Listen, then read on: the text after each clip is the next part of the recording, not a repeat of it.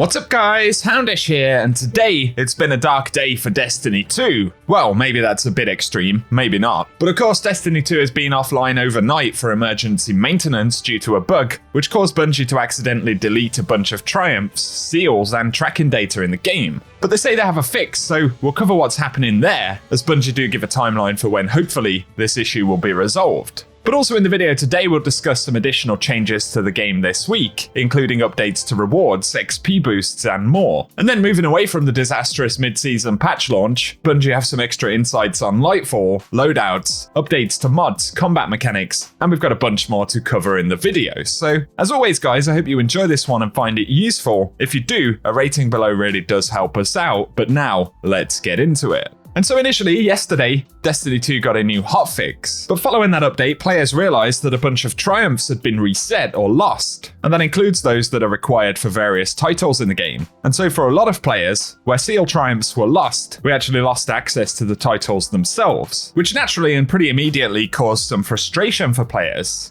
And recognizing this issue, Bungie decided to bring Destiny 2 offline. And then a few hours later, they said we are testing a fix. Once testing is complete, we'll deploy and verify the fix before bringing Destiny 2 back online. And we'll also be rolling back all player accounts to their state as of 8:20 AM PST prior to the hotfix going live. And so as far as we know right there, any progress made after 8:20 AM PST on Tuesday the 24th is likely to be lost. But then they went on to say our investigation and testing continues, and to set expectations, the issue won't be resolved tonight, but they're estimating a timeline of 3 to 4 AM PST on January 25th for the fix to be deployed. But they point out that that timeline is subject to change. And so with a bit of luck, that issue should be resolved fairly early today, and be sure to follow Bungie Help for more information. The unfortunate thing, of course though, is that we've been seeing increasing numbers of problems around the game.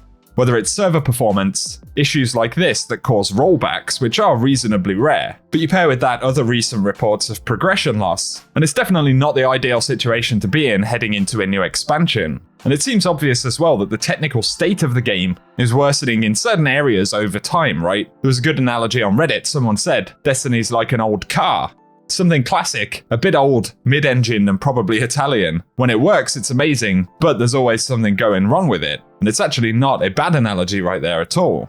So give us your thoughts down below, but once again, hopefully that issue will be resolved reasonably soon, and hopefully the impacts of that and anything that may be lost will be minimal. The assumption is though that we'll still get all of the changes in the update yesterday, and so initially Blue Engrams did continue to drop immediately after the update. And Bungie had said that there'd be a change rolling out slightly later to stop those drop-in, so hopefully that will be intact when the game comes back online. Then a couple of additional patch notes on top of what we covered yesterday include that Bungie restored Rumble as a game mode and removed it from the weekly rotation. Then in Gambit, they increased reputation gains by over 50%, so a pretty big change to rep right there for Gambit. And in general, they adjusted Deepstone Crypt raid weapons to favour deep sight weapons that have not had their patterns fully unlocked. So a kind of knockout / bad luck protection right there for Deepstone Crypt loot. I will however link the rest of the patch notes down below in full.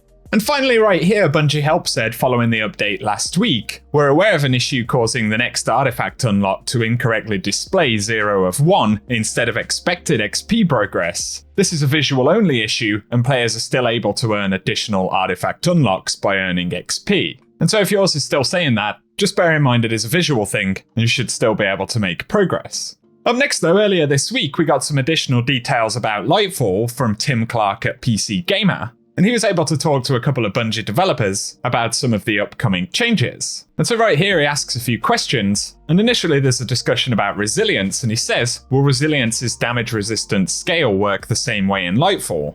And Rodney Thompson from Bungie said we've tuned the curve a bit, and at the top end, tier 10 resilience will provide a 30% damage reduction against combatants. And that's down from 40% in the live game at the moment. And so there will be a reduction to that resilience value. But it goes on to say we've additionally made the progression smoother, so at lower tiers, you'll get more value from resilience without feeling like you have to max it out at tier 10 to get a benefit. And so they're both reducing the amount of maximum resilience we can have, and also increasing the amount of resilience we get at lower values. So there's that element of there being a slight nerf to the effect that we receive, and a general adjustment to the overall value of having higher resilience stats. There are some mixed feelings about it, give us your thoughts on it down below, but obviously it will open up a little bit of space to prioritize other stats in certain builds. Next, though, they say, is there an equivalent to the current Font of Might mod that will trigger a damage buff when you pick up a Fire Sprite, Void Breach, Ionic Trace, or Stasis Shard? And Rodney Thompson said there are leg armor mods that provide a bonus to weapon damage of a specific type while you have any stacks of armor charge, and these will decay one charge at a time when you have a mod equipped. But the base damage bonus is the equivalent of high energy fire, which is 10%, but multiple copies of the mod can be stacked to increase the damage bonus further, with 3 copies of the mod, which is 22%, getting pretty close to Font of Might's current damage bonus. However, unlike Font of Might, you can pick which damage type the bonus applies to, and it's not only limited to matching your subclass type, but you can mix and match, and say have 2 mods that grant bonuses to your solar weapons, and 1 mod that grants bonuses to your kinetic weapons, depending on your loadout preference. And here they also say that armor charge at its base comes from picking up orbs of power. However, there'll be some mods that give you other ways of getting armor charge, and in Season 20, one of the artifact perks will allow you to gain stacks of armor charge when picking up a Fire Sprite.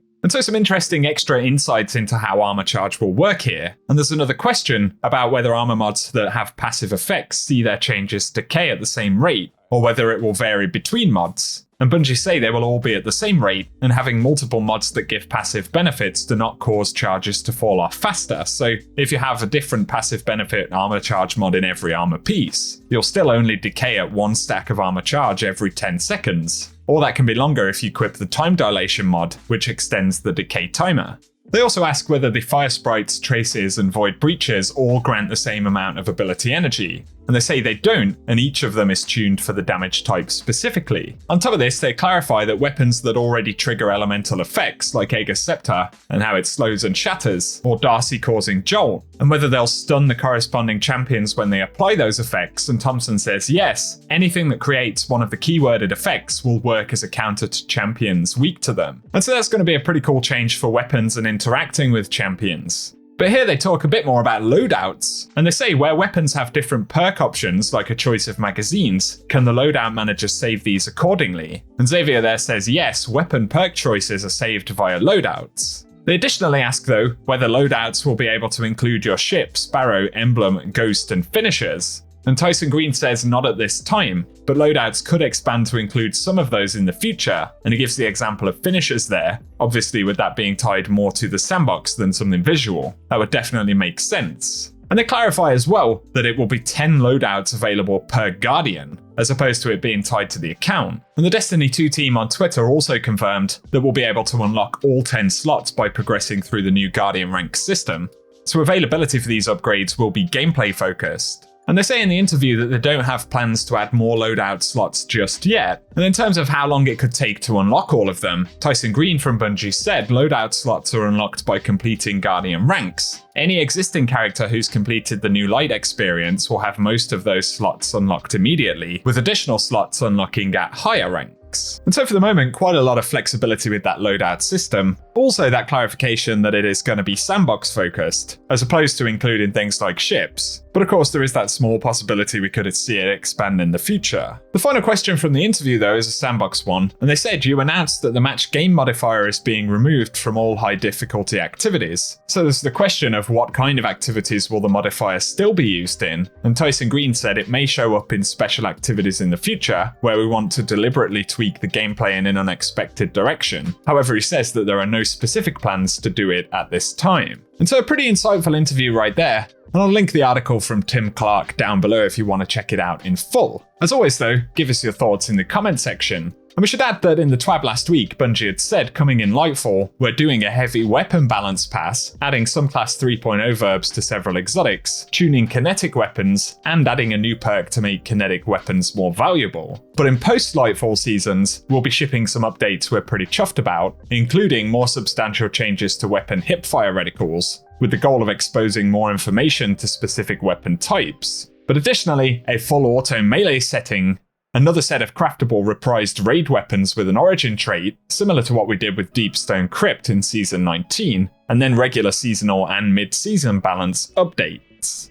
And so hopefully the cadence of updates, but also the quality of the changes that Bungie make, will continue to improve as we head into this next year. For today though guys, that is everything we have to speak about in the video, so as always I hope you've enjoyed this one, and if you have, a rating below really does help us out on the channel. But as always, be sure to get subscribed as well if you want to see more Destiny content.